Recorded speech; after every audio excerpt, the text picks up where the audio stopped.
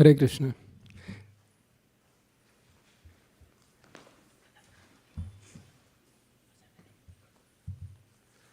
Hare Krishna. Thank you for joining for the Bhakti Sastri class. For those who are online, a hearty welcome. And we will have the last class today for the Bhakti Shastri.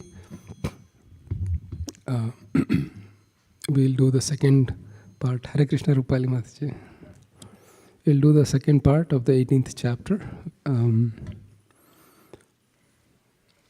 So we'll start off with the Mangalacharan prayers.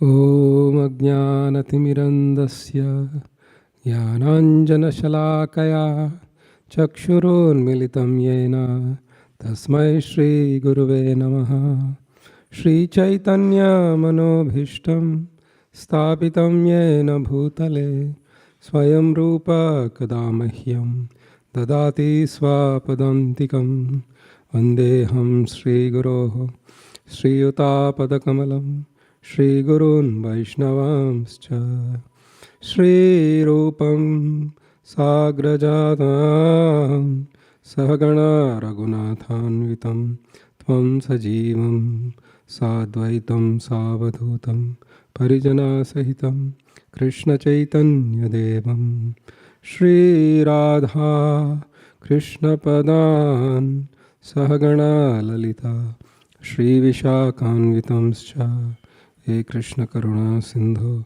Deenabandho Jagatpate Gopesha Gopika Kanta Radha Kanta Namostute Tapta Kanchana Gaurangi Radhe Vrindavaneshwari Vrishabhanu Sute Devi Pranamami Hari Priye Vancha Kalpataru Bhayascha Kripa Sindhubhya Evacha Patitanam Pavanebhyo Vaishnavebhyo Namo Namaha Jai Shri Krishna Chaitanya Prabhu Nityananda Shri Advaita Gadadhara Srivasadi Gaura Bhakta Vrinda Hare Krishna Krishna Krishna Hare Hare Hare Rama Rama Rama Hare Hare Namam Vishnu Padaya Krishna Preshthaya Bhutale Srimate Bhakti Vedanta Swami Nitinamane Namaste Saraswati Deve Gauravani Pracharini Nirvishesha Shunyavadi Paschatya Deshatarini. Hare Krishna.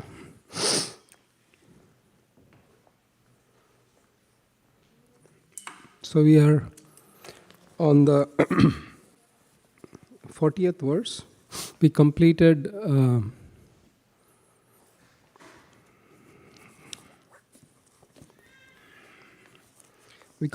the 39th verse last week or week before. And so today we'll be doing the 40th verse onwards.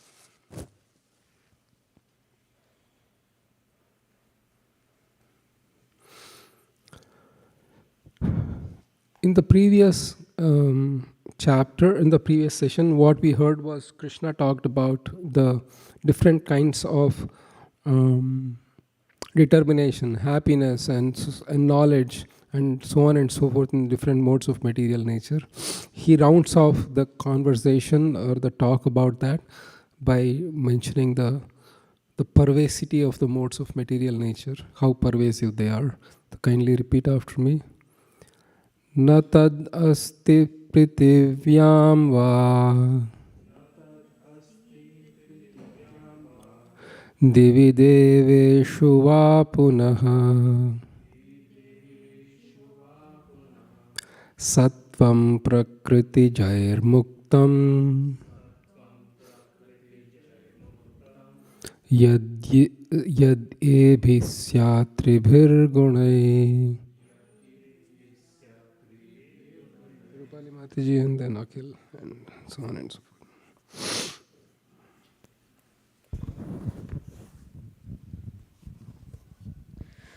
There is no being existing either here or among the demigods.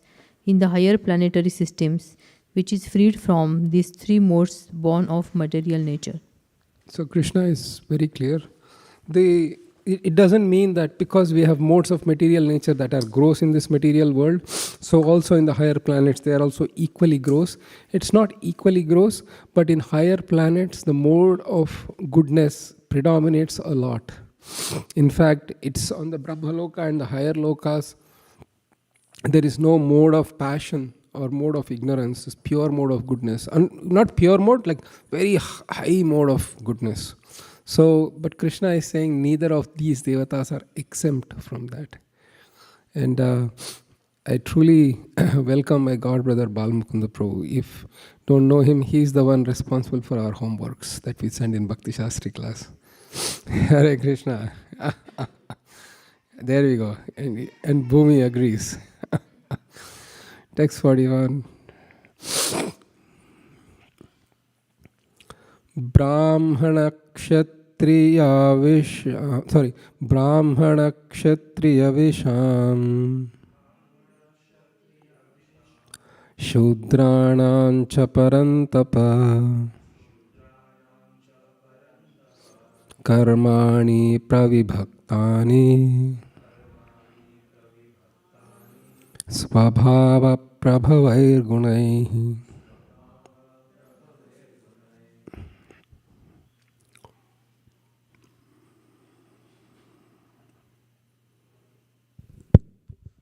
Brahmanas, Kshatriyas, Vaishyas, and Shudras are distinguished by the qualities born of their own natures in accordance with the material modes, O chastiser of the enemy.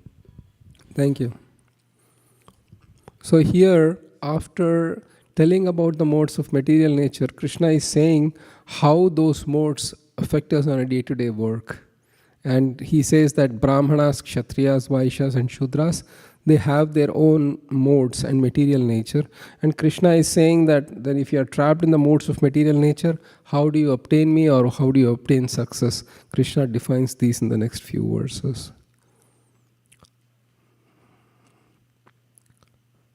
Shamodamastapah shaucham Kshantir arjavameva cha Jnanam vijnanam astikyam Brahma karma svabhavajam. Your good name?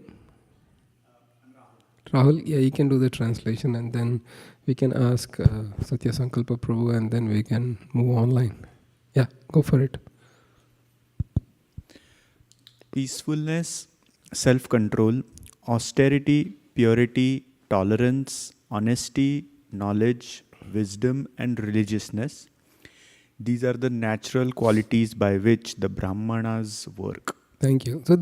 So person who is very honest, for example, honesty is the hallmark of a Brahmana. And text 43, we'll see in next few verses. Shauryam tejo dhritir daksham Yuddhe chapya palayanam Dhanameshwara bhavascha Kshatram karma svabhavajam.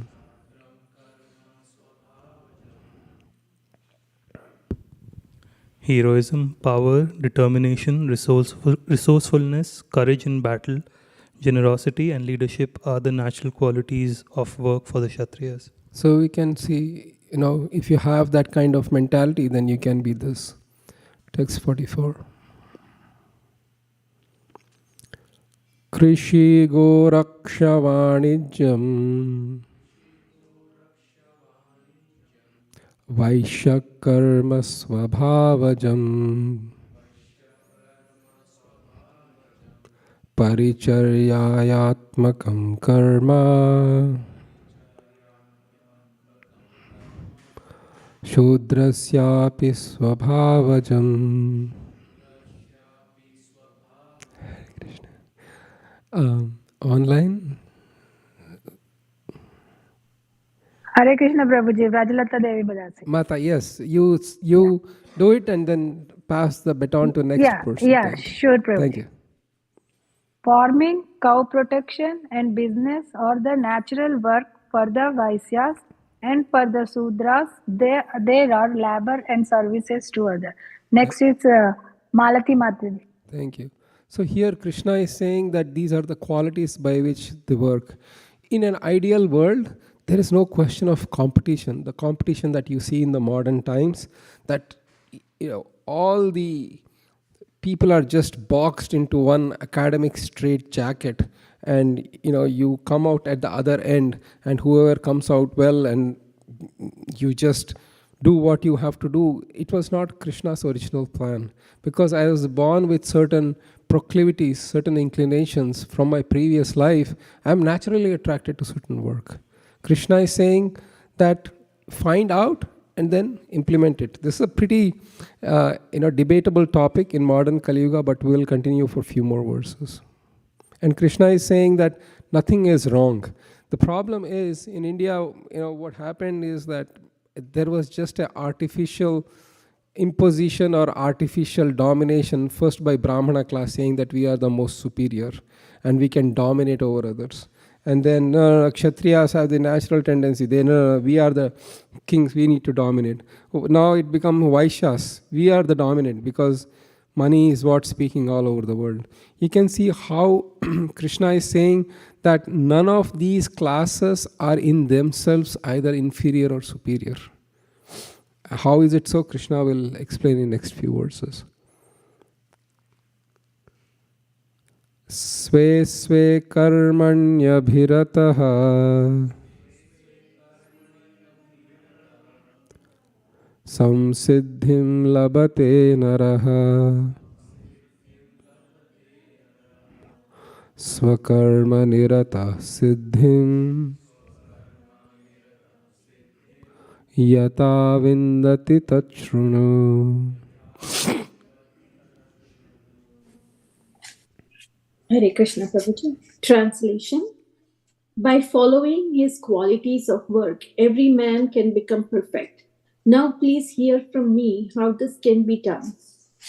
Smita Mataji next. Thank you. Yatha pravrittir bhutanam yena sarvamidam tatam swakarmana tam abhyarcha siddhim vindanti manavaha.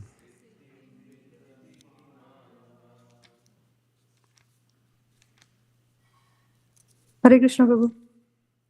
Yes, Mataji, go ahead. By worship of the Lord, who is the source of all beings and who is all pervading, a man can attain perfection through performing his own work.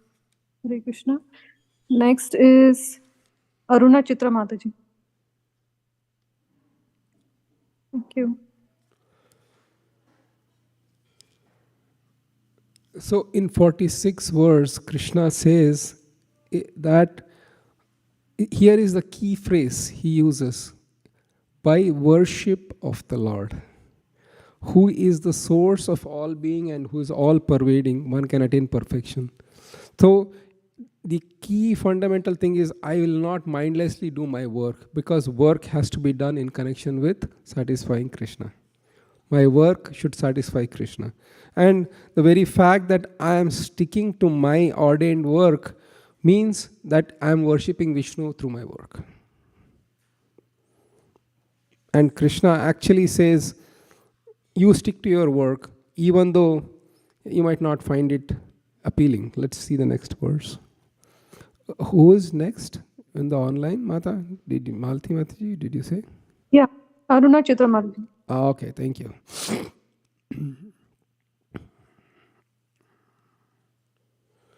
Shreyan swadharmo vigunaha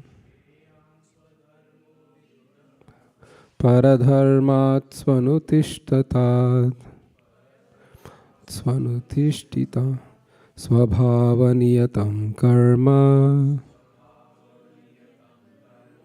Kurvannapnoti Kilbisham.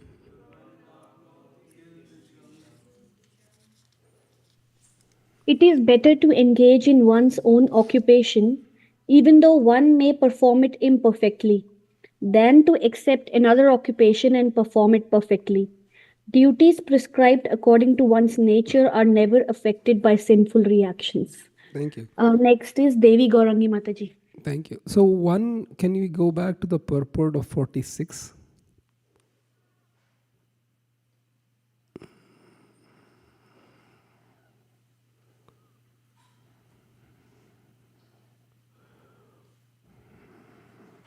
No, we can just click on the purport. Advanced view, if you can use the advanced view, then we can click on the top, right?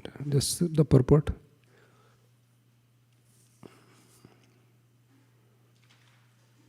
Yeah. So if you come down, yeah, here, second paragraph of that purport. Good. There. Everyone should think that he is engaged in a particular type of occupation by Hrishikesha, the master of senses. And by the result of the work in which one is engaged, the Supreme Personality of Godhead, Sri Krishna, should be worshipped. If one thinks always in this way, in full Krishna consciousness, then by the grace of Lord, he becomes everything. So here there is often a question that's asked, in the modern context, like, how do I know what am I suited for? In Kali Yuga, there is no pure Brahmana, pure Vaishya, pure Kshatriya, or a pure Shudra. In fact, it is mentioned in the scriptures, Kalau Shudra Sambhava. By nature, the tendencies of people born in the Kali Yuga lean more towards Shudra mentality. So because of which, whatever way I have been naturally raised, or whatever education I have got, whatever family I was born in, whatever skills I have learned to exist myself, you can say that is how Krishna has given me for this life to maintain. So we can take it in that perspective. That is one aspect I wanted to bring. And if you go to the purport, Satya Sankalpa Prabhu of 47, if you calm down a little bit. So who is supposed to read online, they can read this paragraph, please. Yes. Go ahead, Mataji. Gaurangi Mataji. One's occupational duty is described in Bhagavad Gita as already discussed in previous verses. The duties of a Brahmin, Kshatriya, Vaishya, and Shudra are prescribed according to. Mataji, your voice is not clear. Somehow it seems like you are in a tunnel or something like that. But the Bluetooth is not closer, or? Let me try again. Let somebody else speak from this. By the time I fix my, audio. If somebody else can speak, like Devi Kumari Devi Darshi Mataji, can you? Yeah. I can improve. Okay, thank you. One's occupational duty is prescribed in Bhagavad Gita as already discussed in previous verses. The duties of a Brahmana, Kshatriya, Vaishya, and Shudra are prescribed according to their particular modes of nature. One should not imitate another's duty. A man who is by nature attracted to the kind of work done by Shudras should not artificially claim to be a Brahmana. Although he may have been born into Brahmana family, in this way we should work according to his own nature. No work is abominable if performed in the service of Supreme Lord. The occupational duty of Brahmana is certainly in the modes of goodness. But if a person is not by nature in the mode of goodness, he should not imitate the occupational duty of a Brahmana. For a Kshatriya or administrator, there are so many abominable things. A Kshatriya has to be violent to kill his enemies, and sometimes a Kshatriya has to tell lies for the sake of diplomacy. Such violence and duplicity accompany political affairs. But a Kshatriya is not supposed to give up his occupational duty and try to perform the duties of a Brahmana. Thank you, Mataji. So here Krishna is saying, whatever is your duty that you got according to your modes, act on it. Don't try to imitate. I'll give you a simple example. Brahmana is supposed to be honest. And a Vaishya by nature has to tell lies. It is as easy to them to tell lies as it is to drink a cup of water. For you, I'm not making profit at all. And just, this is the cost. If you go to a car dealership, you'll abound with the Vaishya qualities. They'll say, this is the price, and you will say, this is the price, which is much less than what they asked. They literally show you the photo of their family. If I give you at that price, then I won't be having anything to feed my family. You think it is justifiable? While knowing well that they are making a profit even at lower than the price that you quoted to them. It is just the nature that comes. So some people are really good at telling lies, and they are natural at it. So you can be a Vaishya, or you can be a Kshatriya. But if you are and then you'll be like, for few years that car salesman or the Vaishya does business, this is too much, because I cannot sell. I'm not able to sell anything. So let me become a Brahmana. Brahmana seems to be a no investment business. Brahmana is just not investing in anything, maybe few things here and there. You sit at home, and then you can just tell people. So Vaishya becomes a Brahmana. Then a person comes to him. He says, no, I want to do this. I want to perform certain homa for my family, and this is like homa I want to perform. And then, but you know what, that homa is too expensive. Maybe I should try this homa. Yes. The Brahmana turned Vaishya turned Brahmana. Yes, you can do that. What about this homa? That also will work. Whatever you want, it will work. But a Brahmana will say, no, if you do this sacrifice, you'll get this result. And if you do this sacrifice, you'll go to this result. And then you cannot misinterpret Shastras because of convenience sake. But and the last thing is, if a Vaishya is not purified and goes to forest, he will not think of Supreme. He'll go to the forest and he'll say, okay, this redwood is very expensive. If I can cut it and make money, then I can sell a lot of money. The mentality is still like that. You cannot do it. So Krishna is saying, better to stick to your work, even though you might get some inconveniences. And Krishna continues that theme further. Next verse. Satya Sankalpa Prabhu. Thank you. Sahajam karma kaunteya sadosham api natyajet sarvarambahi doshena dhumenagnir ivavrata.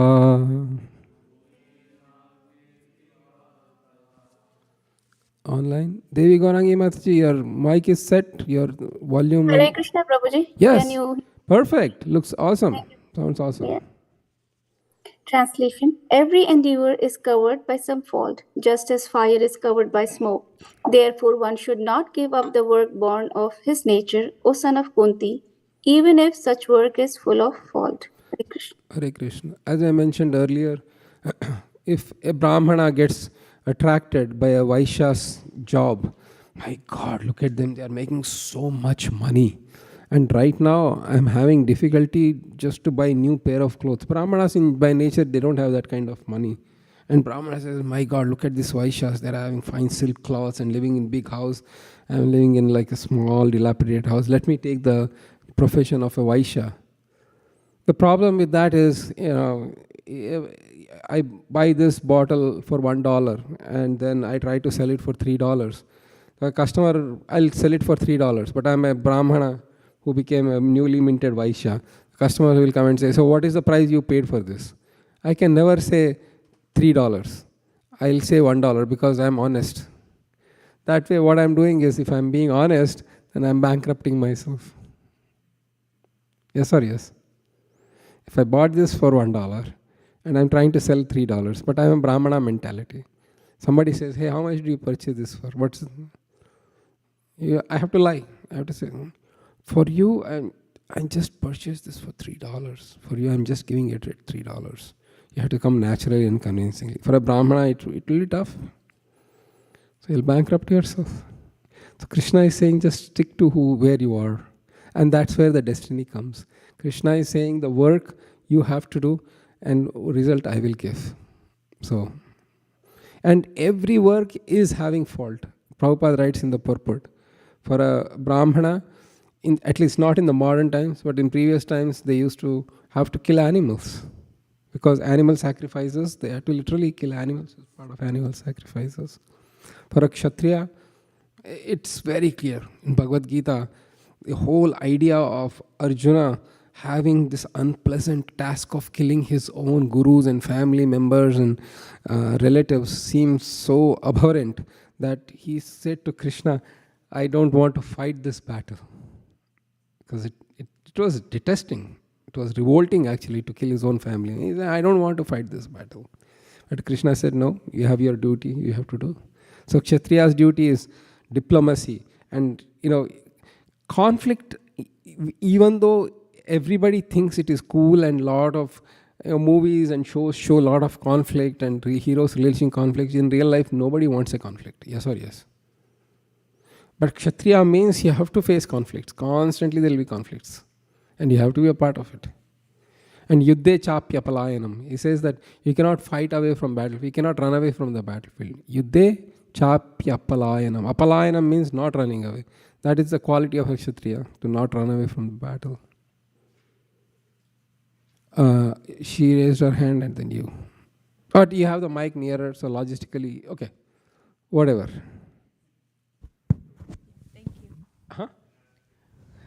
Yes. So my question was, Prabhuji, so this is about like not imitating and doing your own job. But I don't remember exactly where in the Gita is referenced, but what I am curious to know is what is my attitude, a Brahmana, suppose, attitude when they are dealing with someone who lies or someone cheat. So what mental state that should be approached? Not adopt that attitude, but with what attitude that should be dealt with? If Brahmana is lied to, then what attitude should it be dealt with? Sorry?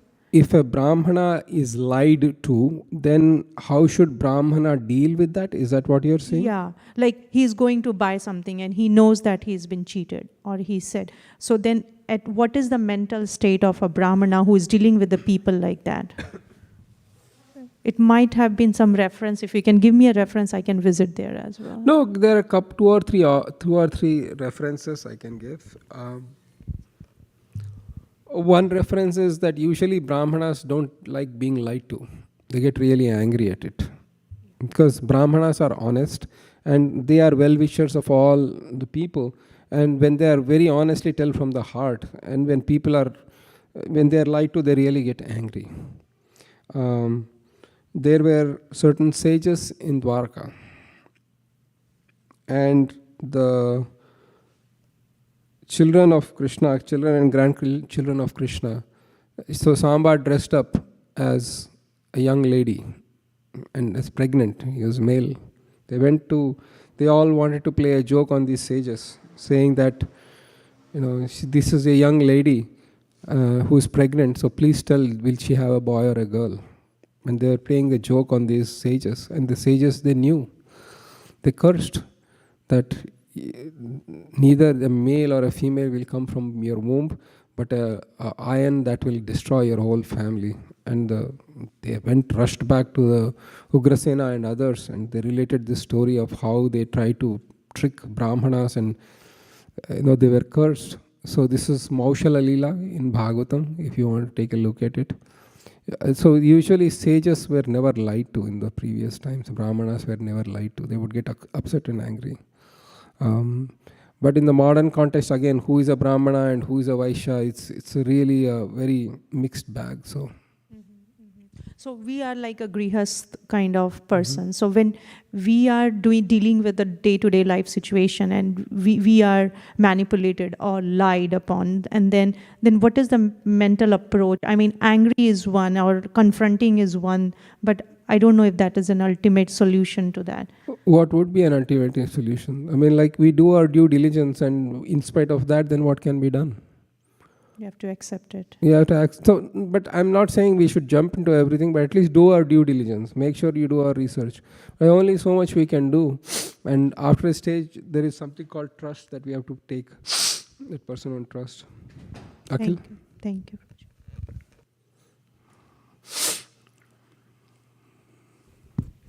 Prabhu, on the point about us being born with natural tendencies and some modes dominating, couple of examples were: one, Kshatriyas can engage in duplicity for diplomacy, or Vaishyas can lie to promote their business, but they are not freed from the consequences of those tendencies. Are they? If they use it in service of Krishna. So like Yudhishthira. Yudhishthira didn't. The reason I laughed is that Srila Prabhupada writes in the purport that Yudhishthira never lied throughout his life. Even that was not a lie. Which one? Ashwatthama. Ashwatthama Ataha. What is that? Elephant. Sanskrit? I know. Ashwatthama Ataha Kunja. Something like that. I don't remember. Huh?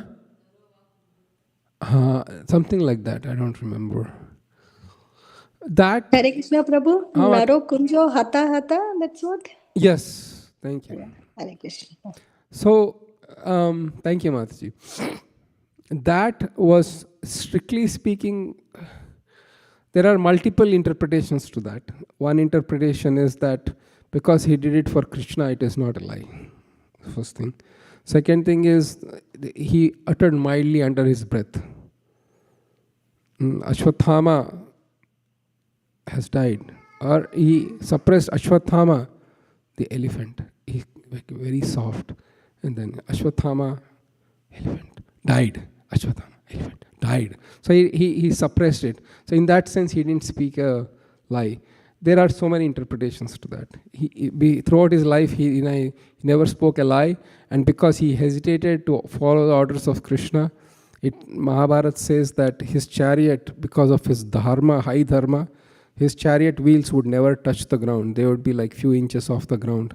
But when he hesitated to lie on behalf of Krishna, the chariot wheels touched the ground. There are multiple things to it, but Maharaj Yudhishthir's example is how you can also be a Rajarshi. The fact is that duplicity, in the sense, from the kings, they are not as duplicitous as Vaishyas. The lie is spoken only for some diplomatic purposes. Because you have to deal with your enemy as a Kshatriya. And you cannot disclose all the secrets to your enemies. So you have to lie. Only in that circumstances. Not like on a daily basis like a Vaishya. So the Vaishya is definitely not exempt from sin. Exempt from what? The consequences, because that is for direct benefit of self, material benefit of self-benefit. Yeah, but then if I as a Vaishya don't lie, then I won't get anything.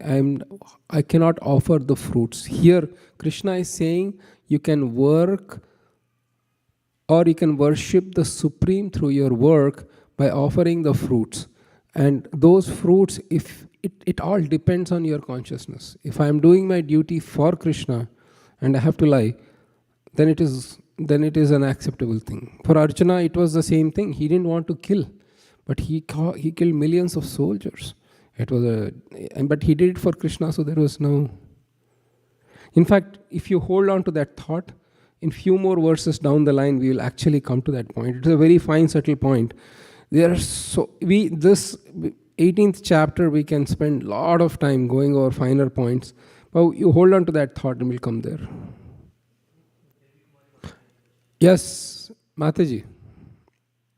Hare Krishna Prabhuji. Prabhu, I have one question. Like you said that a person who is in whatever mode should perform their duty according to that. But then when we come into Krishna consciousness or any kind of practice, spiritual practice, when you do, so you move from that mode from, like suppose you are in mode of ignorance or passion and move to mode of goodness. So that time you can change because you don't feel like doing that work anymore. Okay, good point. You hold on to your thought as well. We'll do few more verses and we'll answer that. Okay. Okay. Yes, Satya Sankalpa. So I think we have established already that in Kali Yuga, the lines between Varnashrama is very blurred. So I'm assuming that none of us, or at least most of us, are not doing work according to our natures. At least I am not. so then, like in 46, Krishna says that one can achieve perfection through their work, and then he defines that work is done according to the natures. So how does this then apply to us? Because we are not doing work according to our natures.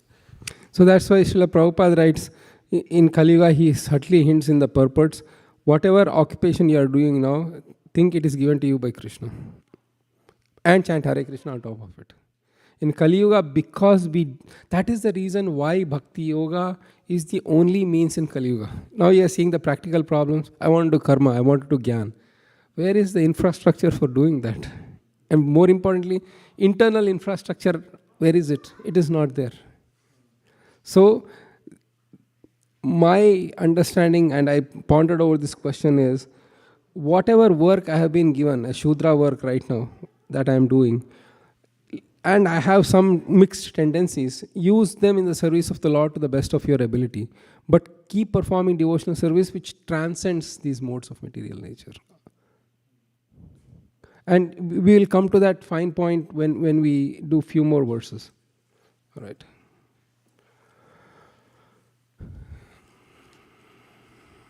Kindly repeat after me. Asakta buddhi sarvatra jitatma vigatas prihaha naishkarmya siddhim paramam sanyasena digacchati.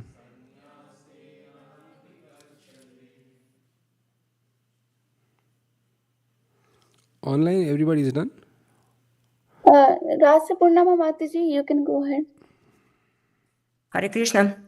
One who is self-controlled and unattached and who disregards all material enjoyments can obtain, by practice or renunciation, the highest perfect stage of freedom from reaction. So here, the Karma Yoga in 3rd chapter, Jnana in 4th, Krishna is talking of Karma Sannyas in the 5th. Here, Krishna is recapping that you do your work and try to worship Krishna, but the whole idea of you working for Krishna is to achieve detachment from matter. You are still attached to matter through your work, then you are not working for Krishna. So then you will see how from this, and here it is, this particular thing, if you see, once you get sannyasa or renunciation, either Brahmana, Vaishya or Shudra, you get renunciation from matter by using that work in spirit of Krishna. Then what happens next? We'll do one more. Next verse. Siddhim prapto yata brahma tatapnoti nibodame samasenaiva kaunteya nishtagñanasya yapara.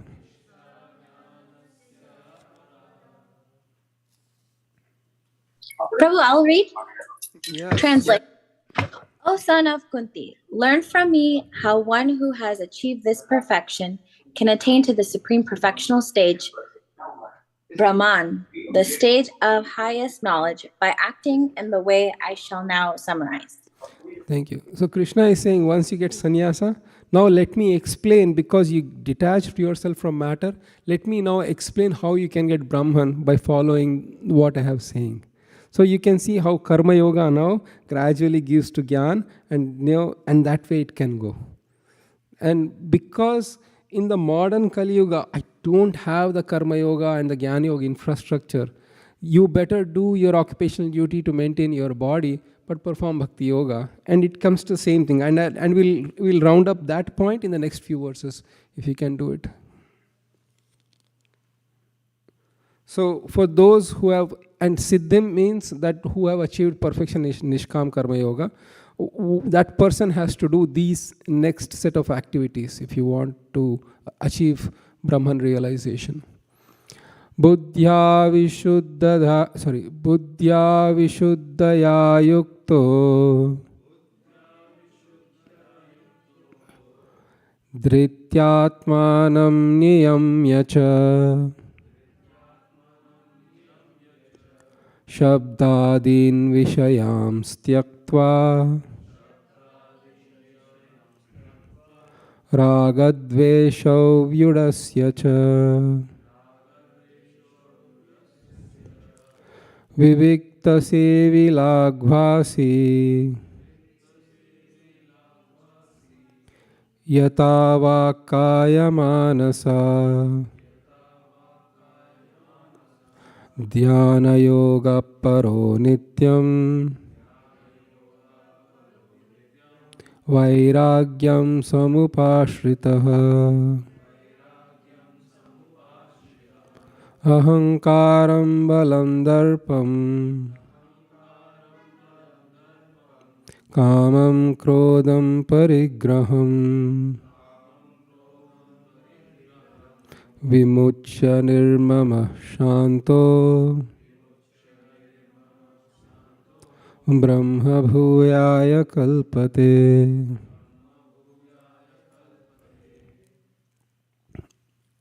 Everybody run online? Hare Krishna Prabhu. Okay. Yeah. Hare Krishna. Being purified by his intelligence and controlling the mind with determination, given the objects of sense gratification, being freed from attachment and hatred, one who lives in a secular place, who eats little, who controls his body, mind, and power of speech, who is always in trance and who is detached, free from false ego, false strength, false pride, lust, anger, and acceptance of material things, free from false proprietorship and peaceful, such a person is certainly elevated to the position of self realization. Thank you. Thank you. Hare Krishna. Hare Krishna. So here Krishna is saying through work you learn detachment or siddhim. So from siddhim, which is not being attached to the fruits or material nature or sense gratification, then you do these activities and you will achieve Brahman. Which is the, if you go up, Satya Sankalpa Prabhu, Brahma Bhuyaya Kalpate. Mam chayo vyabhicharena bhakti yogena sevate sagunan samatityaitan. Same thing. So Krishna is saying either you can take the path of work and jnana and then karma sannyas and dhyana and you can come to this, or you can do mam chayo vyabhicharena. But karma is, jnana is dependent on karma and dhyana is dependent on jnana. So that yoga ladder is there, but for bhakti Krishna is saying mam chayo vyabhicharena. You will get this automatically. That's why in this age of Kali Yuga, we don't place so much of emphasis on what sort of duty we should do, as long as it doesn't disturb our spiritual life. I mean, there are some professions, by nature I am being born into this family which does sinful activity. We need to change that or correct that for spiritual life. But if it is a normal course of activity, then, do the best you can with tendencies you have. I'm not saying you should not give up your tendencies, but, oh man, I don't know, Krishna is saying I should be doing my duty, I don't know what my duty. And if you're stuck upon like that, then you will forget bhakti. So if you can do both, it is great. Meaning to say that you have enough, I have a business tendency and I have my father or somebody is very rich and they can fund my business in a easy way and I can raise money to run business, go for it. But if you are like too much hung up on karma, then you are missing bhakti, which is the essential point. which Krishna himself says, Brahma bhuyaya kalpate mam chayo. Either this Brahma bhuyaya kalpate or that Brahma bhuyaya kalpate. Yes. Yes. Like it's a small question. So, like in fourth chapter, like Chaturvarnyamai Sreshtam, Guna Karma Vibhagasa. So that Guna and Karma, that is not applicable in Kali Yuga, because now you mentioned that we are like kind of almost ordained with what we are going to work on. Problem with Kali Yuga is this: it's saturated with ignorance and passion. So even though we may have the tendencies, because my Brahmanical tendencies have shrunk so much because of the influence of Kali as well. So yes, what Krishna's statement is true, but in Kali Yuga, it is especially daunting to fulfill that statement in whole. Right? That's why there are alternative professions. For example, Kshatriya. I am a kind of Kshatriya, but I don't like to fight, which is odd, possible in Kali Yuga. Take up sports. You still have to compete and fight and so on, for your Kshatriya tendencies are there. But the another side of Kali Yuga is that Kali Yuga is your success is exclusively defined by how much money you earn.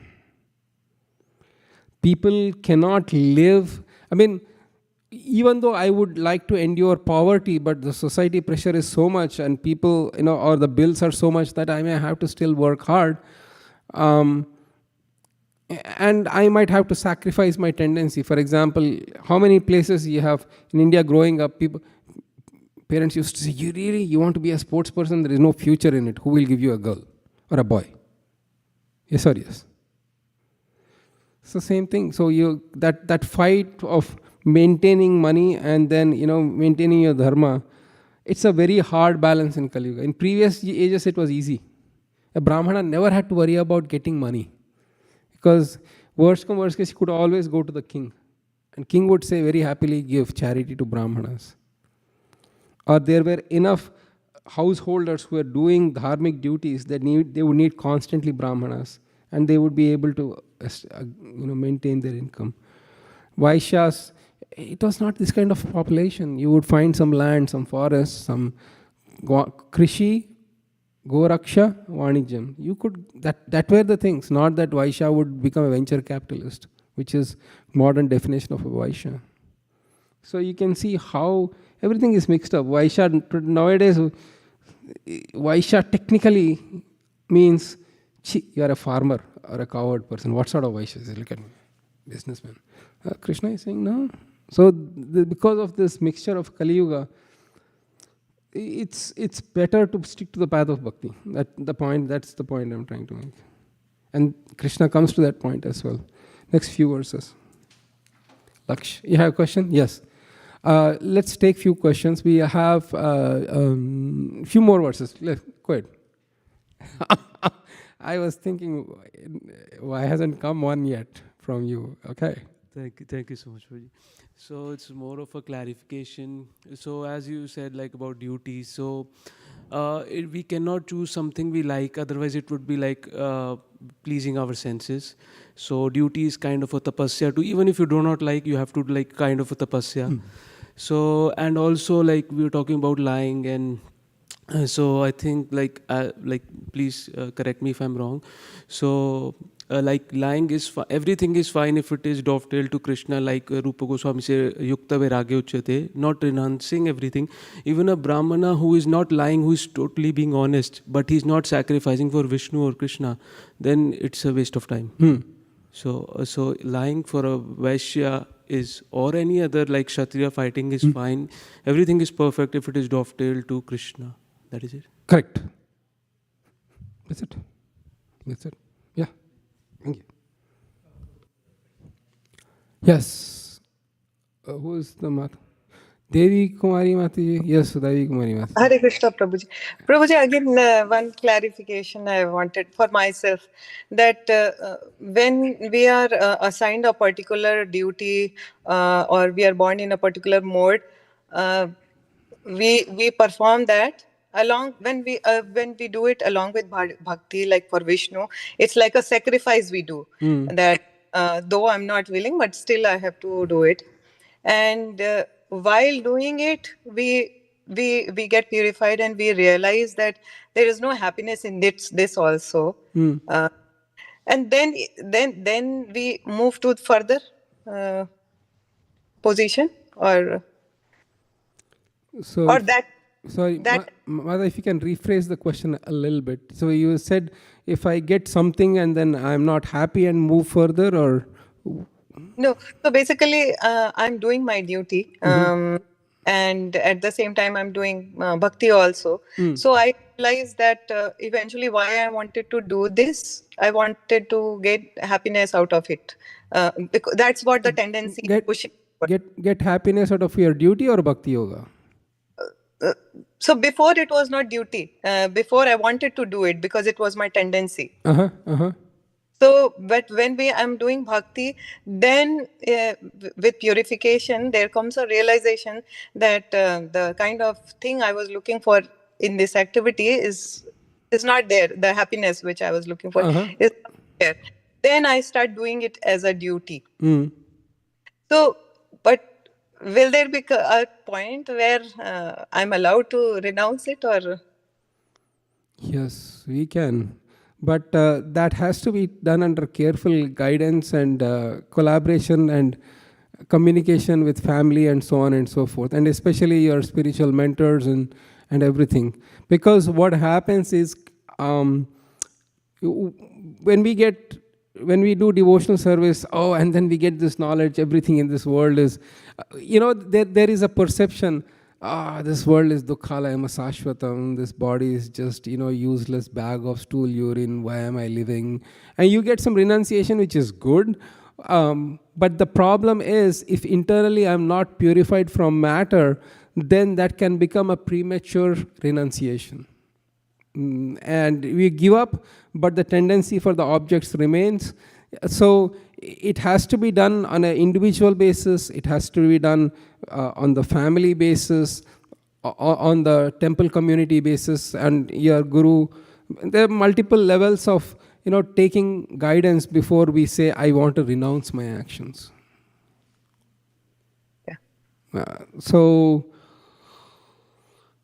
It's a very individual, personalized question. A lot depends on your own financial position in life, your spiritual advancement, your faith in Krishna. If you have this ananyas chintayanto mam ye jana, I have that complete faith that Krishna will protect me, renounce now.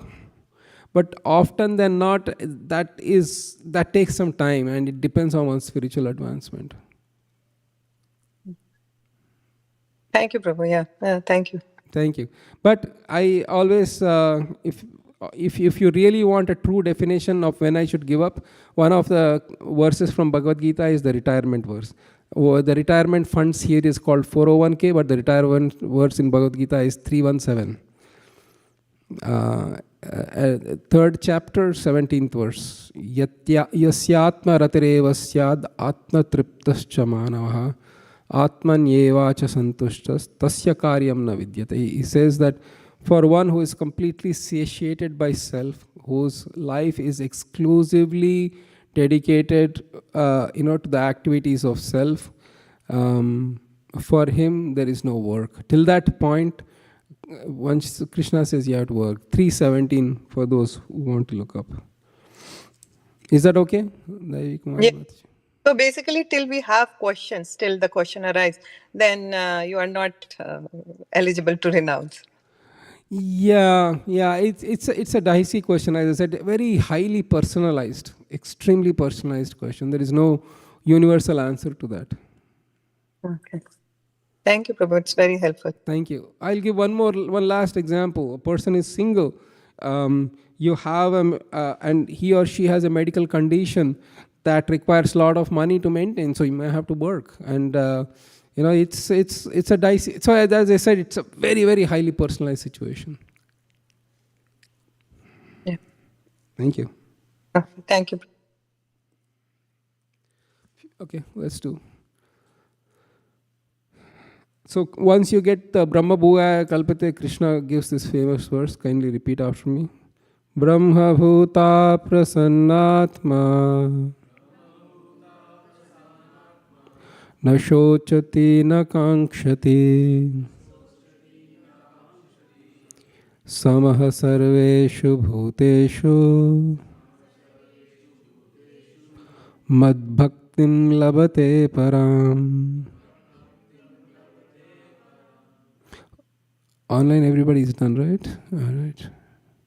Okay. Laksh. Prabhu, I can go. Oh, you didn't get a chance, Mata?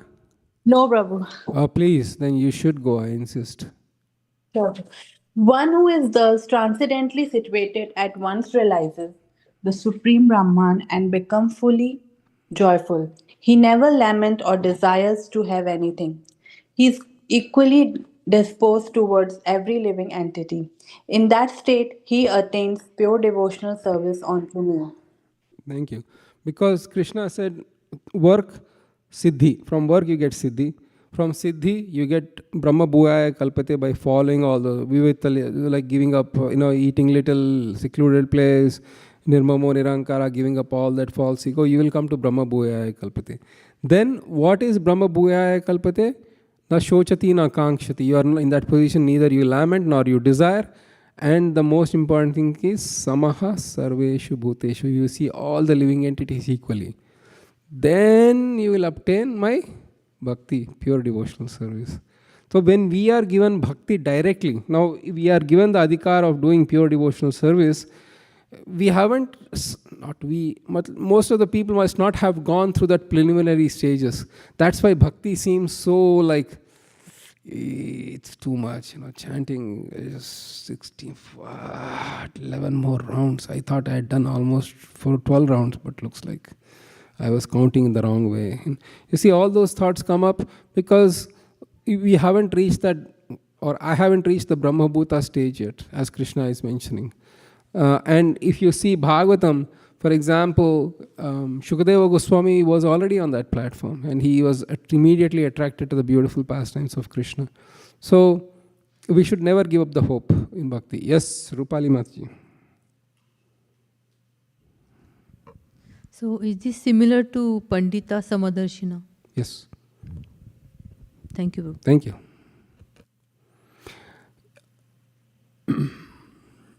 In fact, slightly advanced is Samaha Sarveshu Bhutechu is that you see all the living beings equally, and more importantly, you see Paramatma also sitting in their heart.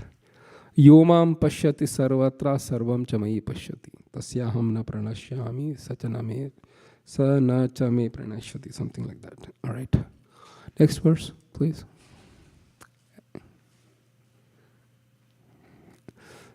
Then when you get bhakti to Krishna, what happens when you get bhakti to Krishna? Krishna says this verse. Bhaktya mam abhijanati yavan yaschasmi tatvatah tato mam tatvato jnatva Vishate tad anantaram. All right. Yes, please.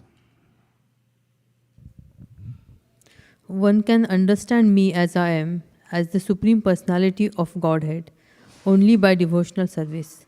And when one is in full consciousness of me by such devotion, he can enter into the kingdom of God. Thank you.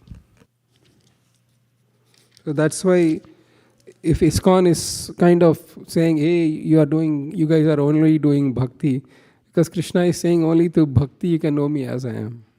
Through other paths you can know me as Brahman or Paramatma. But if you want to know me as I am, Radha Krishna, Radha Madan Mohanji standing on the altar in their beautiful threefold bending form, he says you should perform bhakti to me.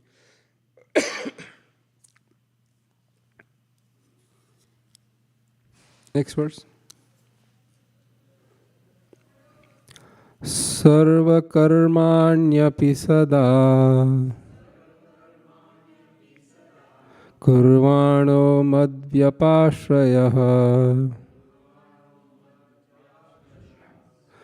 mat prasadatavapnoti Shashvatam Padamavyayam.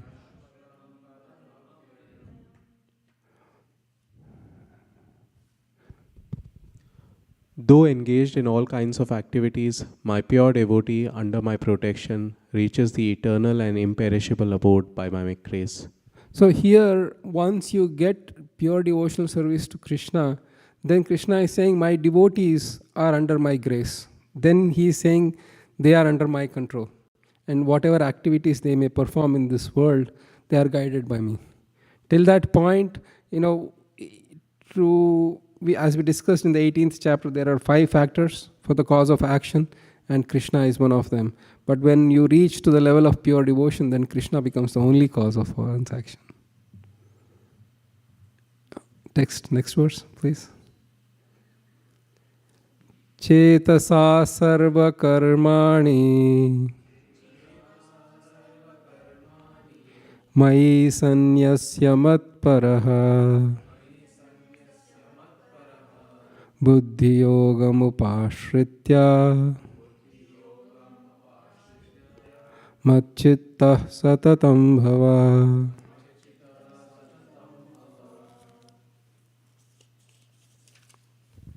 Yeah. Yeah. In all activities, just depends upon me and the work always under my protection. In such devotional service, be fully conscious of me. Thank you. Text 58.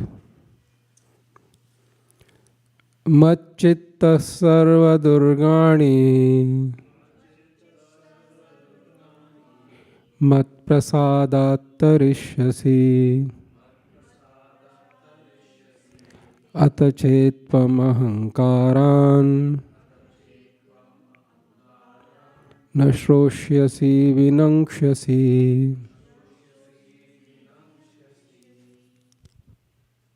If you become conscious of me, you will pass over all the obstacles of conditioned life by my grace. If, however, you do not work in such consciousness but act through false ego, not hearing me, you will be lost. Akhil, you asked a question previously. What was it?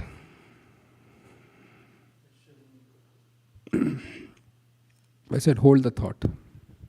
Yes, true. Basically, are we exempt from the consequences of our actions? So here Krishna is saying, if you become conscious of me, then you will pass over all the obstacles of conditioned life. The obstacle of conditioned life is work and the negative or the consequences of work that come. He's saying, if you act according to me, then even lying and all that will have no consequences. But you read the next line in that translation.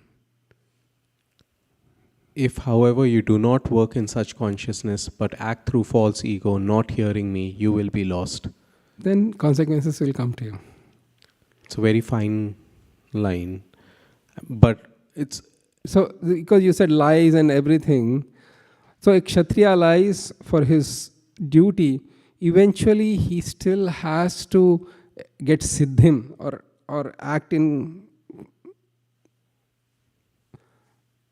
act according to the will of the Lord and achieve perfection in his duty and then become Brahma Bhuyaya Kalpate, then you will anyway achieve Krishna like that. Then after a stage you don't need to neither cheat or lie or something like that.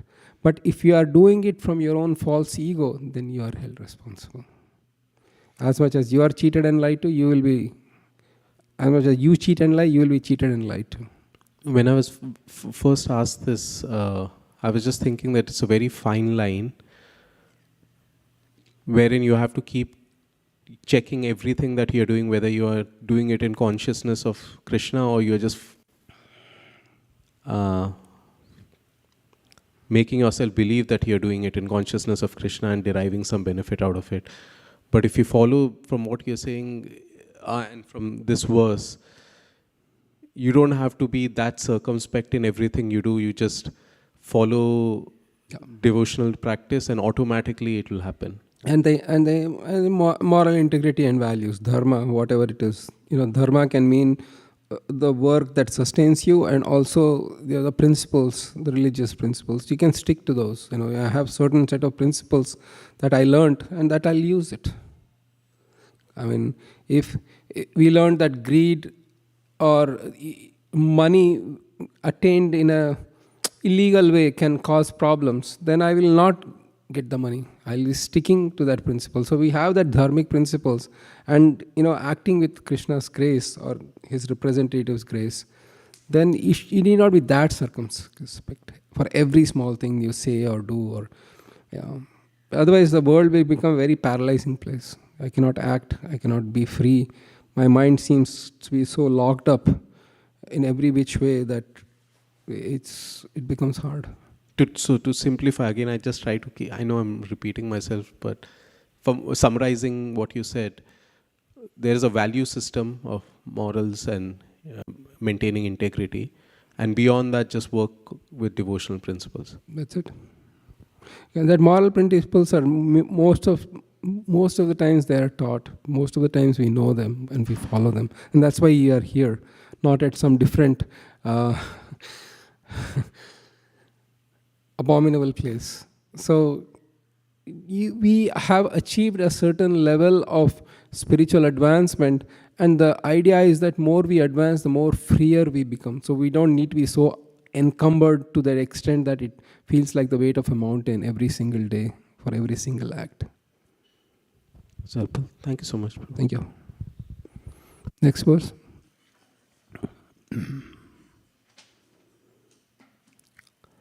Yadahankaramashritya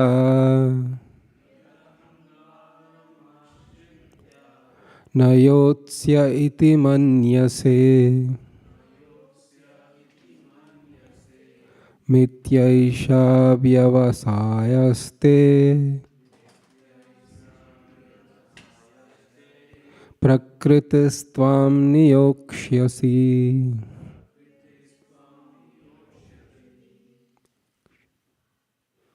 All right. Anybody who wants to? Okay, go. All right. Do you want to do translation? It's not a Satya Sankalpa, and then we can go online. If you do not act according to my direction and do not fight, then you will be falsely directed. By your nature, you will have to be engaged in warfare. And Akhil, continuing with that same thing, by your nature, you will be engaged in warfare and you will be taking the sinful reactions. One point. Second lesson we learn from this verse is, actually,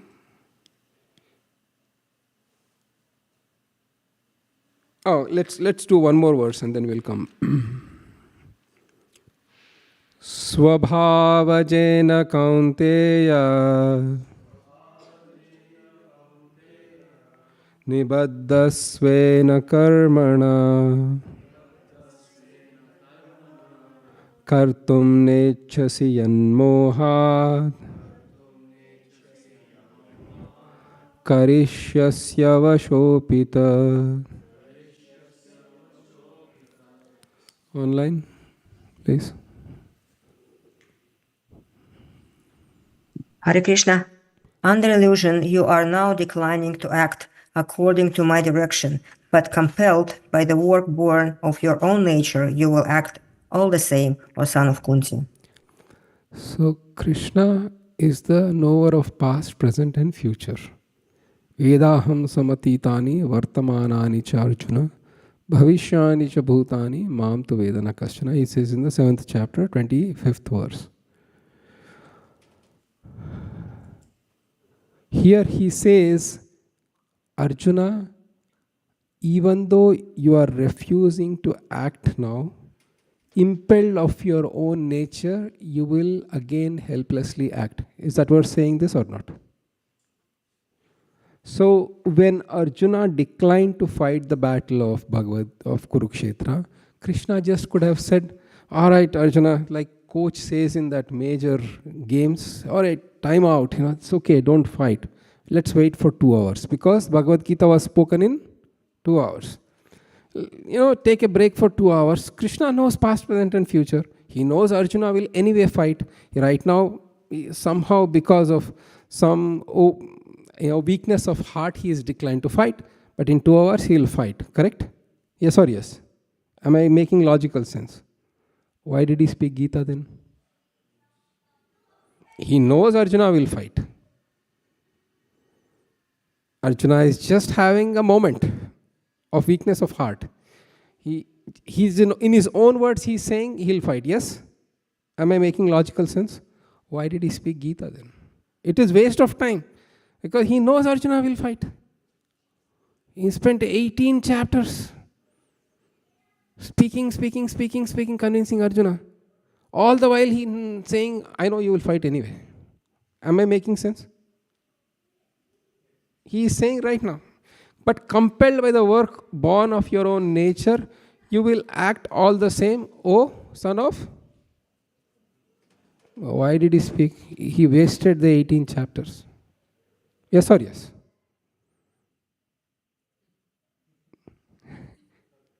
He spoke for our benefit.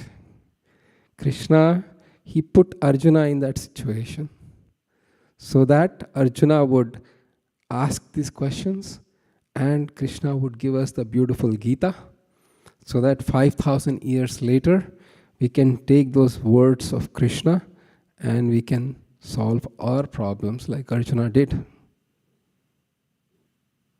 Yes or yes? Because that is the mercy of Krishna, because of which he gave us the Gita, putting Arjuna in that situation. Therefore, Chaitanya Charitamrita says, by making Arjuna the target, he gave the whole world Bhagavad Gita. That is the mercy and the munificence of Krishna. And then he realized that we are in like Arjuna-like situation, struggling in this material world. Krishna said, if you read Gita, then you will solve the same problems that you have as Arjuna solved his. Upalinachi.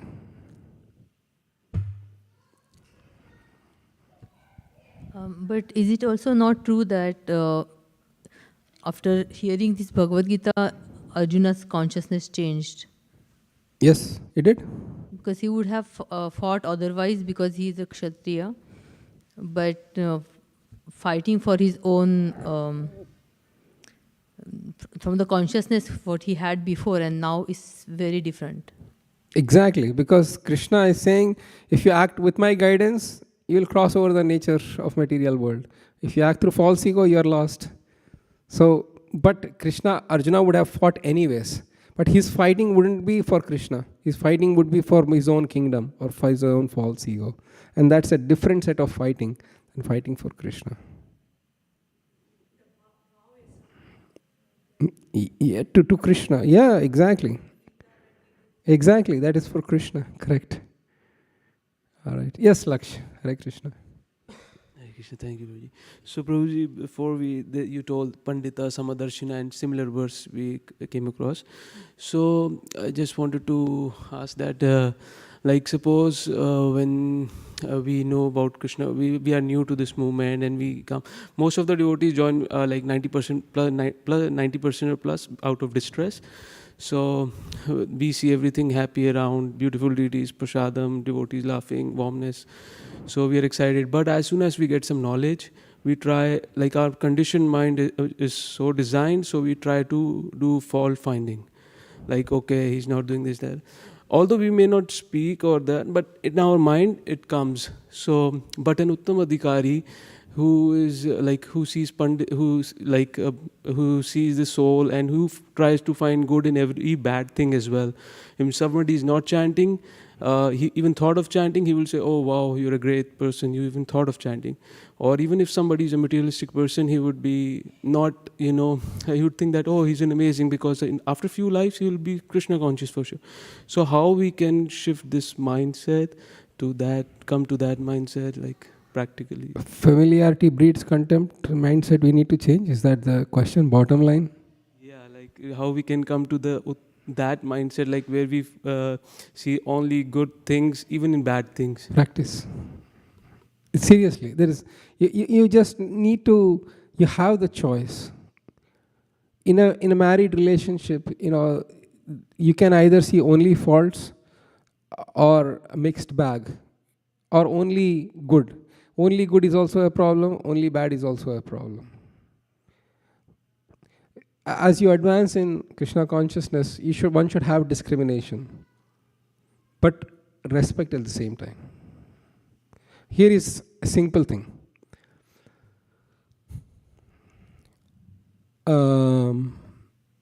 What is the verse from Nectar of Instruction? Krishneti? Krishneti yasya giritam anasadriyeta Dikshasti chet pranasavis. Okay, you can look it up. Let's all do it together.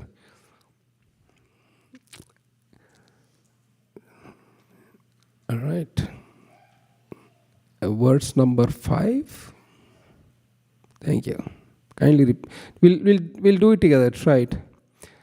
Krishneti yasya giritam anasadriyeta Dikshasti chet pranatabhischa bhajantamisham Shushrushaya bhajana vijñamananyamanya Nindadishunya hridamipsita sangalabdhya. So you can see how, here it says, Krishneti yasya giritam, whoever says the name of Krishna, manasa adri, mentally offer the respects. Dikshasti chet, the one who has taken initiation, physically offer obeisances. And then the last thing is for those who are on the advanced platform, nindadi shunyam, they who are completely free of criticizing others and everything, then you serve them. So we never, Rupa Goswami is here saying that for the 3 types of devotees, we have 3 types of relationships. But starting with Manasadri, which means even for the neophyte devotee, I'll offer mental respect. So I need to train my mind to see that that devotee is chanting the name of Krishna once.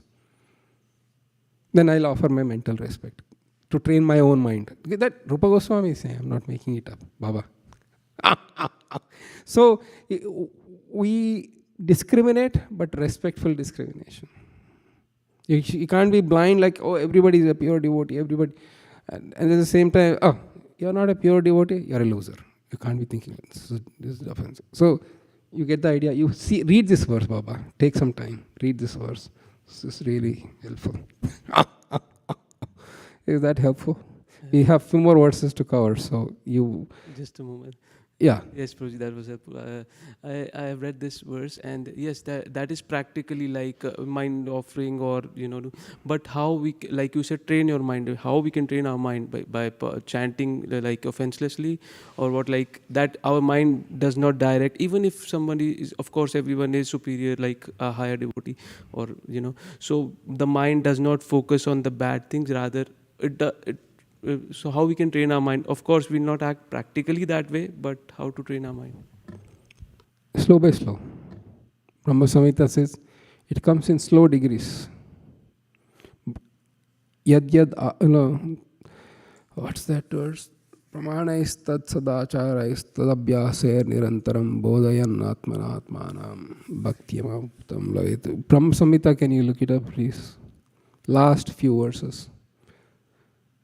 I'll just show you the link, and then I'll not take any more questions till we complete all the verses.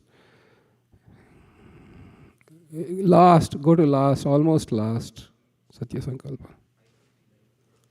559. Yeah. 59. Pramanais tad sadacharais tadabhyaser nirantaram bodhayan atmanatmanam bhaktimapyatamam lavait. The highest devotion is attained by slow degrees, by the method of constant endeavor for self-realization, with the help of scriptural evidence, theistic contents, and perseverance in practice. That's your formula.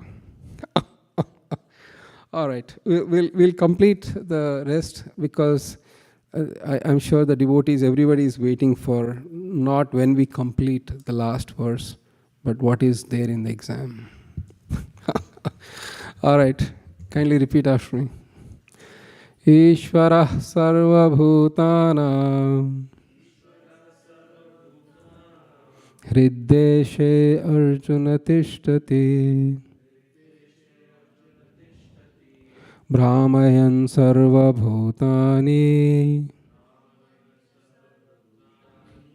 यन्त्रारूढानि मायया. Online, please. Who's next?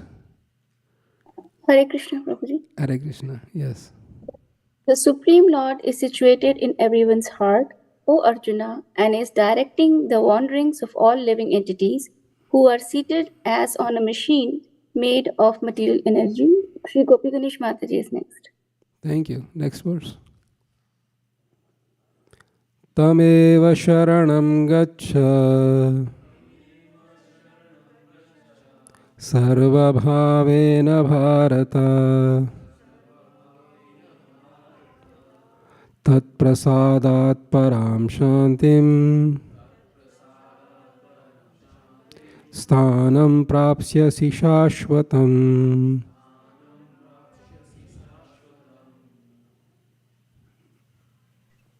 All right. Hare Krishna. O scion of Bharata, surrender unto him utterly.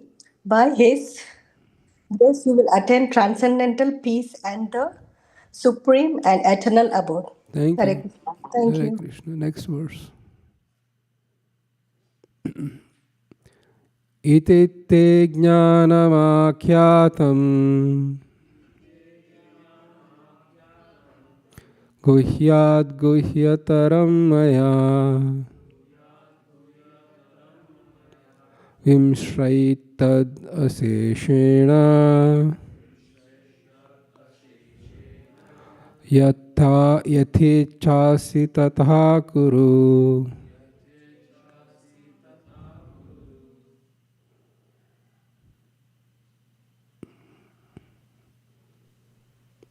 Hare Krishna. Yeah, go ahead, Mataji. Thus, I have explained to you knowledge still more confidential. Deliberate on this fully and then do what you wish to do. Thank Hare you. Krishna. Hare Krishna. Next verse.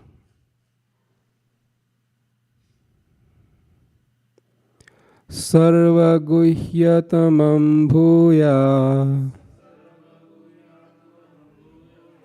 शृणु मे परमं वचः इष्टोऽसि मे दृढमिति ततो वक्ष्यामि ते हितम्.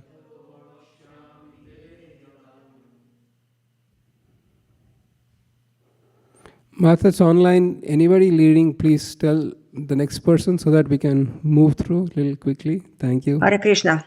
Hare Krishna. Because you are my very dear friend, I'm speaking to you my supreme instruction, the most confidential knowledge of all. Hear this from me, for it is for your benefit. So up till this point, Krishna, he gave confidential, more confidential. Now he's giving the most confidential knowledge. And one last point. He says that I have spoken to you this information. You do what you want to do. Krishna, he never imposed, he never forced Arjuna to say, hey, I am God, you better do this, otherwise there are serious consequences. He said, you can do what you want to do. Of course, God has the liberty that if he wants to do something, it's done.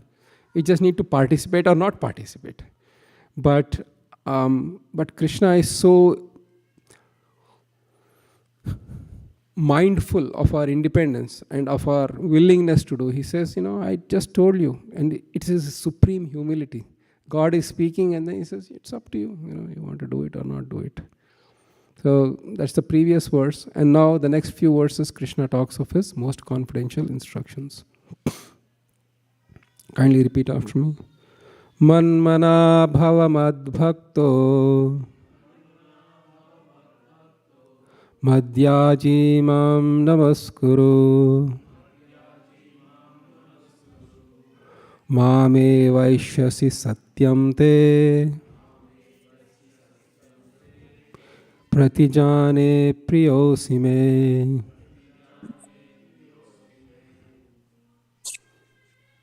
Hare Krishna.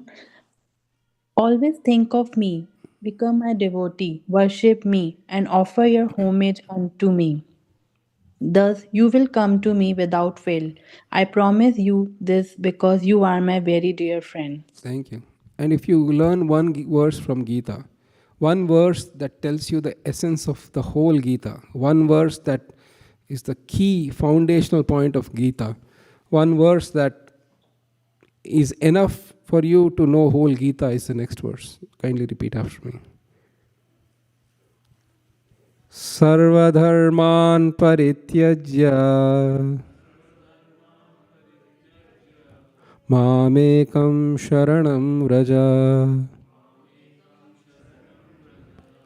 Aham tvam sarva papebhyo Moksha ishyami ma shuchaha Sarvadharman parityajya Mamekam sharanam vraja Aham tvam sarva papebhyo Mokshaishyami ma shuchaha. Please, online everybody's done? Translation? Okay. Oh, Hare Krishna. Yes. Abandon all varieties of religion and just surrender unto me. I shall deliver you from all sinful reactions. Do not fear. Thank you. So this is the highest verse or the most confidential knowledge of Gita. One should say to Krishna, Krishna, I surrender unto you. That is all.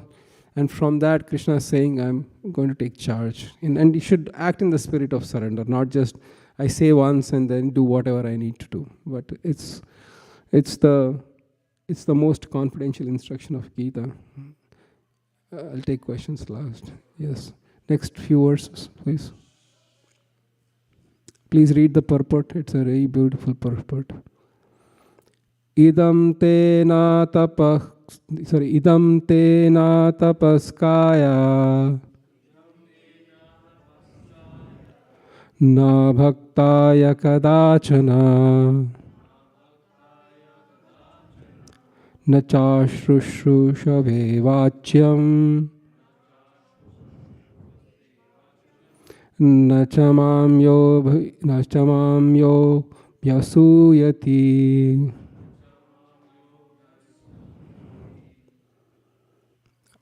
Satya Sankalpa.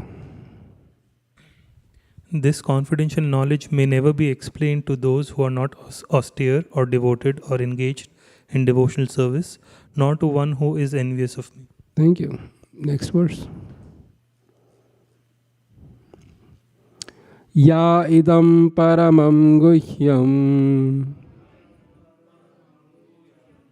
madbhakteshvabhidhasyati bhaktim mai param kritva mame vaishyasya samshayah. All right, Rupali.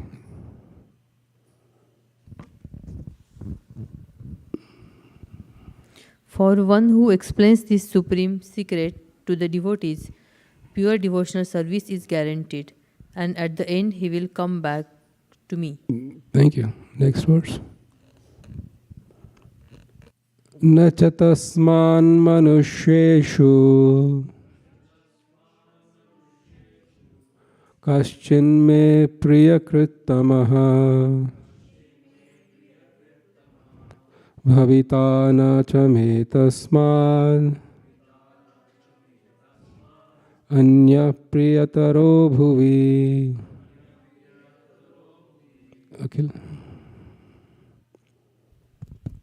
There is no servant in the world more dear to me than he, nor will there ever be one more dear. Thank you. Take 70. Adyeshyate cha yayimam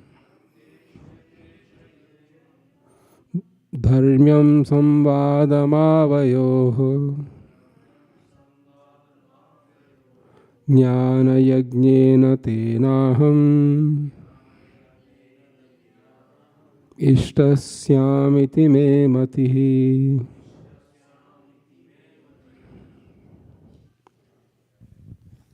And I declare that he who studies this sacred conversation of ours worships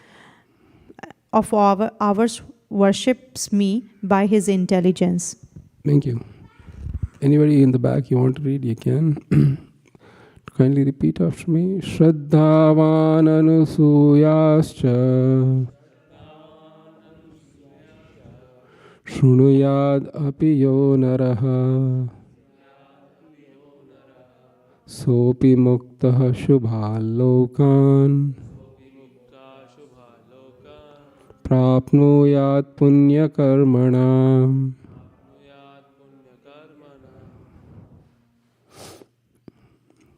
And one who listens with faith and without envy becomes free from sinful reactions and attains to the auspicious planets where the pious dwell. So, Bhagavad Gita, Krishna is saying that even for a person who is not pure devotee, those who are not envious of Krishna, and if you just listen to Bhagavad Gita without even envying Krishna or feeling that sort of hatred towards him, Krishna is saying that your sinful reactions are destroyed and you will go to higher planetary systems just by listening to Bhagavad Gita. That is the power of Gita. So every day if you can take some time to read the Bhagavad Gita, to read the translations, Krishna is saying that your sinful reactions are destroyed. It's so valuable. And for sure, if you want to take a Gita home, just contact one of us and we'll be happy to give you a copy. Text 72. Hare Krishna, Raghunath. Kachid echachrutam partha tvayaicagrena chetasa kachidajnana sammohaha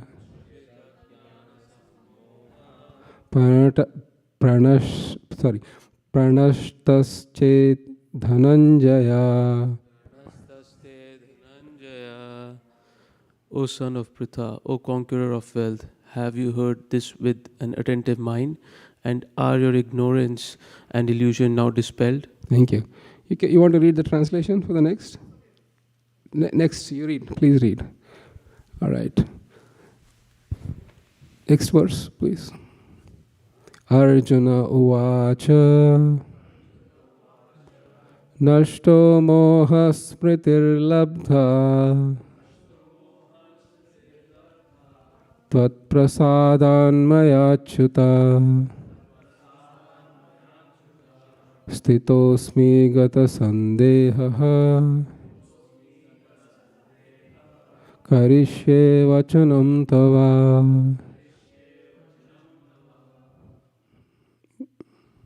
Arjuna said, My dear Krishna, O infallible one, my illusion is now gone. I have regained my memory by your mercy. I am now firm and free from doubt, and I am prepared to act according to your instructions. Thank you. So, this is Arjuna's realization. Next verse. Sanjaya uvacha ityaham vasudevasya parthasya cha mahatmanaha samvadam imam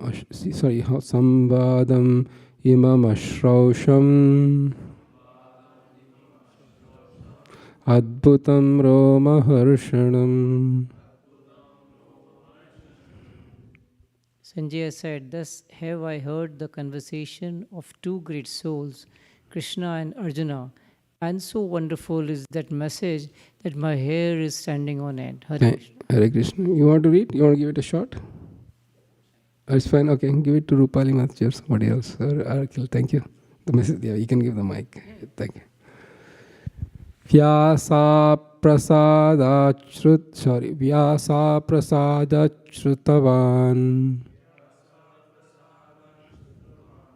Etad guhyam aham param yogyam yogeshwarat krishnat sakshat katayata swayam. All right. Anybody? Rupali Mati, you can do it, please.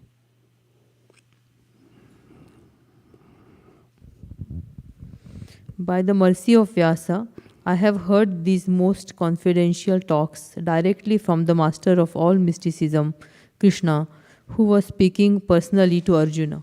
Thank you. Next verse. Rajan samsmritya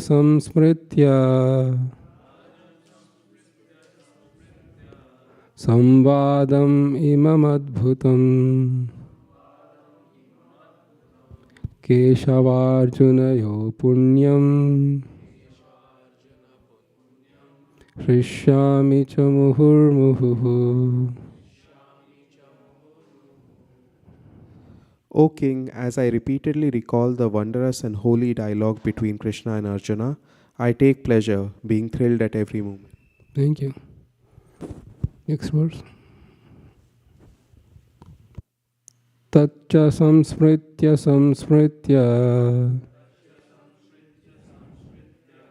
Rupam atyadbhutam hare Vishmayo me mahan rajan Srishyami cha punah punah.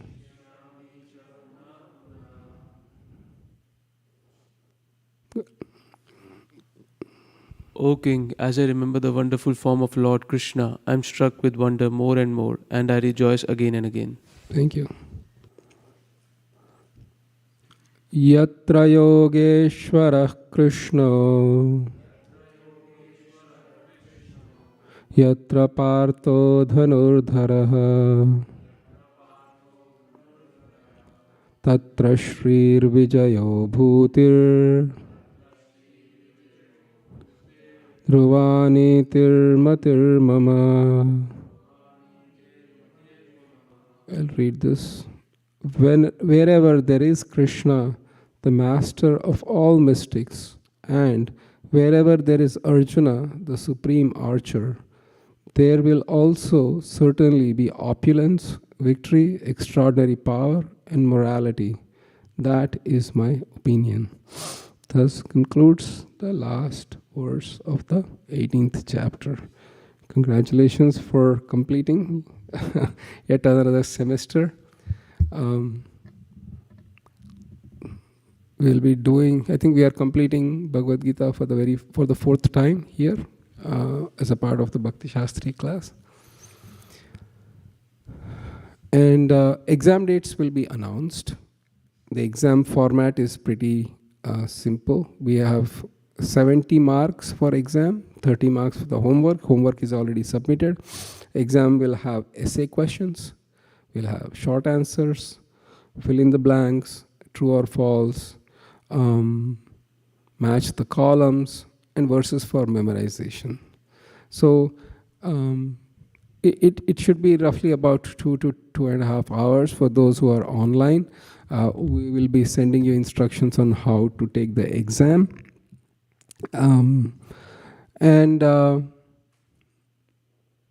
My request to you is take some time to read every day. If you try to cram before exam, you will miss the joy of reading Gita. So we'll have at least 3 to 4 weeks. We haven't decided the date of the exam yet. But at least if you can take some time, 15 minutes every day, if you can read starting from the 10th chapter, even if you don't have to do the Sanskrit verse, do the translation and do the purport, and try to understand what's going on in this chapter, what is Krishna saying, what is Arjuna asking of him. Then this knowledge of Gita fills your heart with so much of joy and fearlessness. And exam, you will do it, but you will do it in a happy frame of mind. But if I announce the exam date in 1 month from now and you start reading a week before exam, it will be very, very, very frustrating. You'll not have the joy of reading Gita. Any questions? Yes, Laksh. Oh, Akhil had a question. Sorry. You had a question. Okay. Prabhuji, thank you, Prabhuji, so much. Can I ask a question from 6th or 7th chapter, because now we'll not have class for a few months, so... Sure, but you hold on to that question. Let's see if anybody has questions from 10th to 18th and or exam, and then I'll happily answer your questions. Any questions? Is that going to be a open book test? No, it'll be a closed book. Okay. Then there is no meaning to the question, memorize the verse. Mm-hmm. So, yes, all right. It'll be a closed book. Other questions online or in-house? Okay. All right. Go for it. Go for your question. Thank you, Prabhuji. So, Prabhuji, in I'm not sure, 6th or 7th chapter, Prabhupada say that all my respectful obeisances to the demigod, but Prabhupada say they are all under illusion. So, like he also heard in the lecture, like Brahma got captivated by his daughter, and Lord Shiva, like Parvati, provoked him for. Then Kartikeya was born. So, the question is then, like Bhakti, like Bhaktivinoda Thakur has written a song like bhajan for Shiva, Vaishnav Thakur. So Vaishnav Thakur means who is not under illusion. Even Vaishnavas are not under illusion. They are Goswami, not Godas. So how we can understand this, that Prabhupada is saying that he's under illusion, but he's not. Bhaktivinoda Thakur is referring him like as in Vaishnav Thakur. Prabhupada never said demigods are under illusion. Ever. They said they are fallible and they are susceptible to the workings of Maya. There is a whole gulf of difference. We should never say they are an illusion. They are in certain sense, yes, but they are so far superior to us. You know what power Brahma has? He has Vishnu coming to his planet every day. Can you give us 2 minutes, please? Before you... Thank you.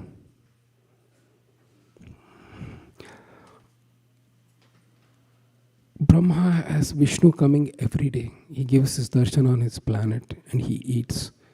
Indra actually gets darshan of Vishnu. When they have some issue, they go directly to Shweta Dvip.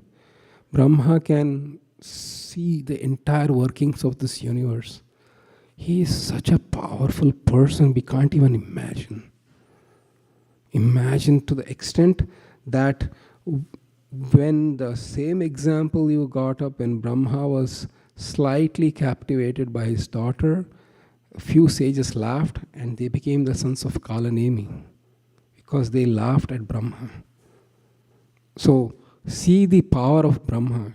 Please never think they are like that. Even in one day of Brahma, 14 Indras come and go, but Indras are so powerful that they get darshan of Vishnu and they go talk to him. And when the Giriraj Govardhan pastime happened, Indra was able to see Krishna and go with the Surabhi cow and bathe him. See his power. They are on a whole other level. So that's the reason we be very careful. And they are Vaishnavas because they are designated servants of Lord Vishnu. We never respect demigods, ever. We worship them, but we never equate them to Lord Vishnu. That is the thing. If you have to show respect to a Vaishnava, who, Krishneti yasya giridam manasadriyada. For a Vaishnava who just uttered the name of Krishna once, you get the idea. So, yeah. But there are susceptibilities there, yeah. But Prabhupada has given this example, he compared the situation of Lord Shiva and then he compared the situation of Haridas Thakur. See, the beautiful girl came at night and he was not. Just to show the power of pure devotion. And sometimes it just is the show the power of devotion, not to say that I am better than Shiva. It's dangerous. It's what the idea behind is. Prabhupada's intention is service to Krishna or devotional service to Krishna is enough. You don't need to do all the exalted mystic practices all these sages did. Is that helpful? All right. Other questions? Yes, Akhil. We'll take. Prabhu, my question was on 1866. When Krishna says abandon all varieties of religion, I was just wondering what varieties of religion was it like?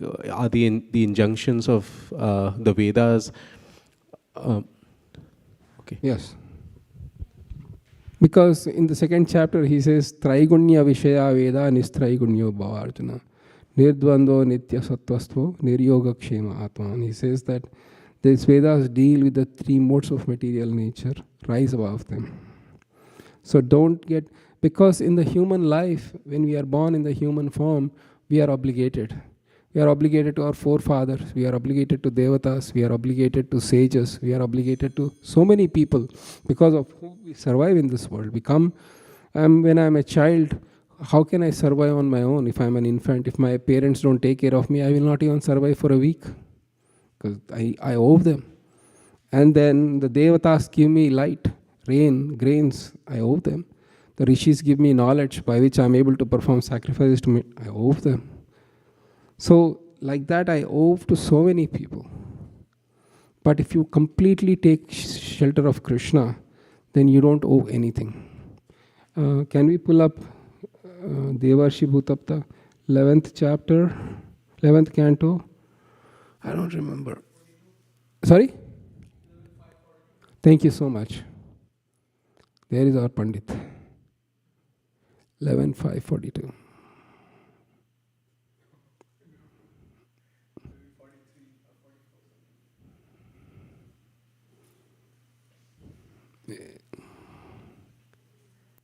All right, we'll look it up. Forefathers, just Control F, forefathers. Let's try forefather. Yes, 41, thank you. Kindly repeat after me. Devarshi bhutapta nrinam pitrinam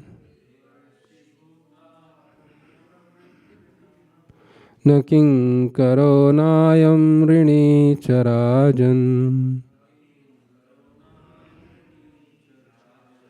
सर्वात्मनाय शरणं शरण्यं गतो मुकुन्दं परिहृत्य कर्तम्.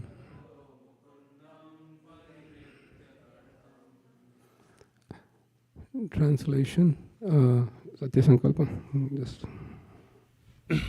O king, one who has given up all material duties and has taken full shelter of the lotus feet of Mukunda, who offers shelter to all, is not indebted to the demigods, great sages, ordinary living beings, relatives, friends, mankind, or even one's forefathers who have passed away, since all such classes of living entities are part and parcel of the Supreme Lord.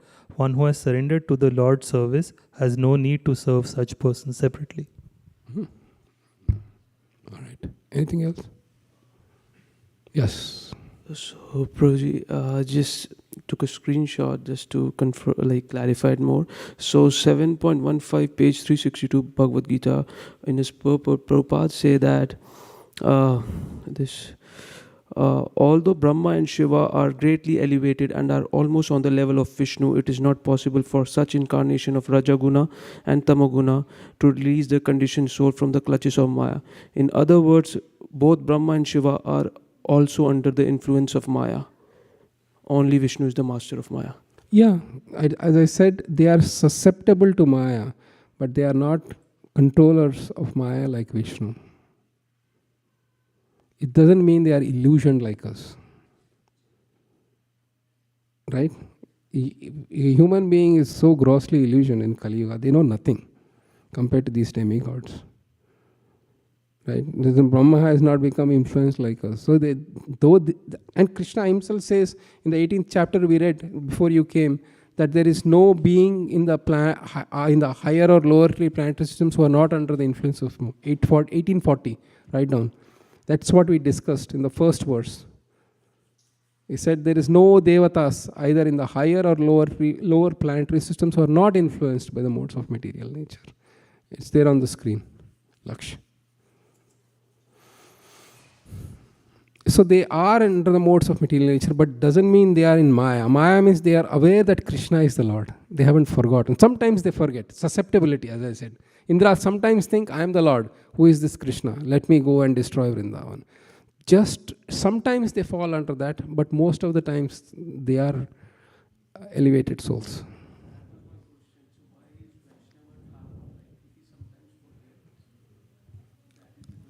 If he sometimes forgets, they are, see, doesn't mean that, see, what is Maya? Maya means forgetfulness of Krishna. Will they be forgetting Krishna like us? Think about it and we can continue. Hare Krishna. All right. Thank you very much for the opportunity, and please forgive me for any mistakes and offenses that I have committed during our teaching of Bhakti Sastri class. And I'm hoping and praying for your association when we do the 4th semester for the Bhakti Rasamrita Sindhu, part 1. And wish you all the best for your exams. Vanchakalpatarubhyascha kripa sindhubhyascha. Vrajapati Dhanam Pavanebhyo Vaishnavebhyo Namo Namah.